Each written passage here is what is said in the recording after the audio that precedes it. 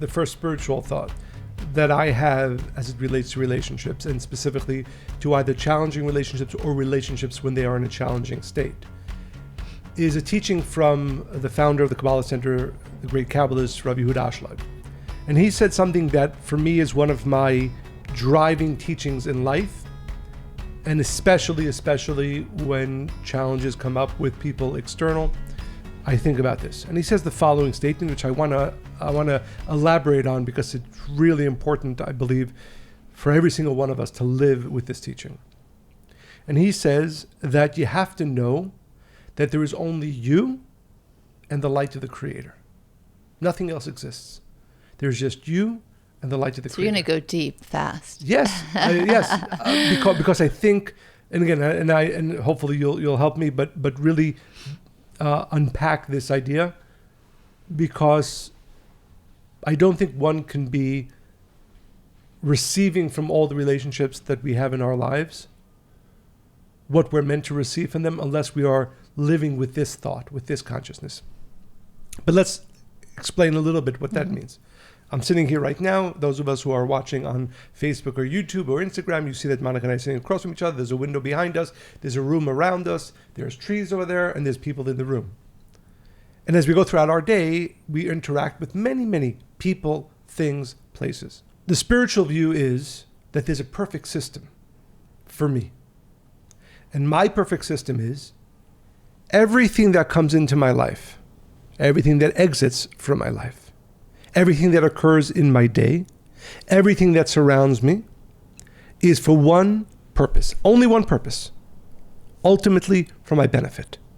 What does that mean? Again, to become the better person that I'm meant to be all the time, to elevate, to grow, to change, there are going to have to be people that enter into my life that bring challenges to me, because by overcoming them I grow, and so on and so forth. But that understanding that I am living within a perfect matrix, within a perfect world that is designed perfectly just for me.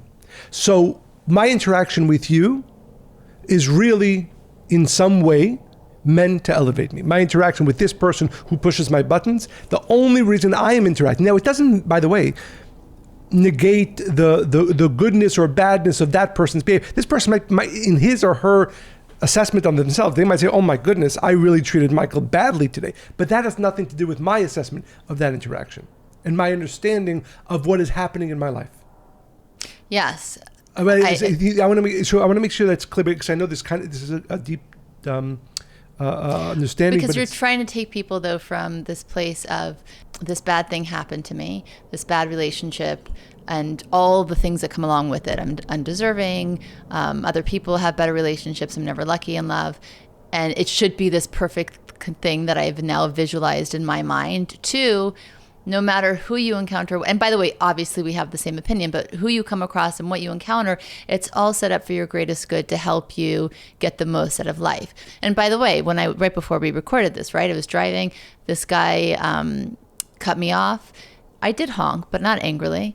And then he started cursing me out. And then when we stopped at light, he continued, whatever. In that moment, though, because it was so extreme, I was able to just watch and be like, okay, that's fine. I need to see this as a reminder of never to become that. And I wasn't judging him, but for me, it was like really like, this is not, I'm watching a movie, because it didn't penetrate anything within me, right? So of course we can get there, but I really do want to bring this idea that we're talking about to romantic relationships, because if you look at somebody who, and we know somebody very close to me who's just been in an abusive relationship, right?